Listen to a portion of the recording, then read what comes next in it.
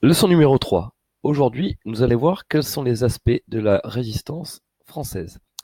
Alors, rappelons-nous que De Gaulle avait appelé la résistance dès le 18 juin 1940. Alors, à partir de l'Angleterre, à Londres, réfugié à Londres, il va donc essayer de convaincre et d'appeler ceux qui veulent le rejoindre pour former ce qu'il appelle les FFL, les Forces françaises libres. Alors, il s'appuie sur les forces des colonies et ceux qui veulent le rejoindre, mais il faut bien avouer que dans un premier temps, ces FFL sont peu nombreuses et assez peu armées.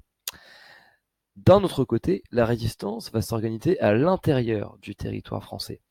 Alors, dans la France occupée, dans un premier temps là aussi, il est assez difficile que ces mouvements de résistance arrivent à se coordonner et ils sont assez dispersés.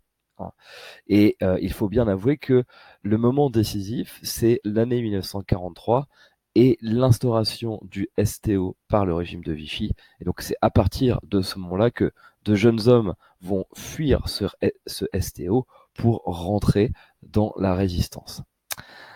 D'un autre côté, à partir de 1941, De Gaulle va charger un homme qui s'appelle Jean Moulin de coordonner justement ces mouvements de résistance à l'intérieur du territoire français.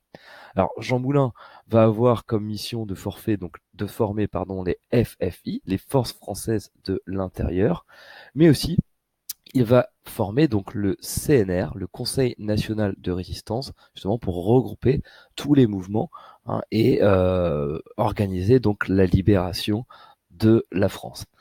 Alors pour ce qui est des mouvements de résistance, euh, qu'est-ce que c'est résister en France à l'intérieur? C'est distribuer des tracts, c'est faire des actes de désobéissance civile ou encore faire des actes de sabotage, ce qui évidemment est très dangereux puisque les résistants sont pourchassés par la milice française. Au final, entre juin 1944 et décembre 1944, tout le territoire va être libéré par les Alliés, mais ces Alliés aussi vont recevoir l'appui donc des forces françaises de l'intérieur, mais aussi des forces françaises libres et des résistants. Et évidemment, au moment de la libération, notamment à Paris à la fin du mois d'août 1944, De Gaulle apparaît comme un héros.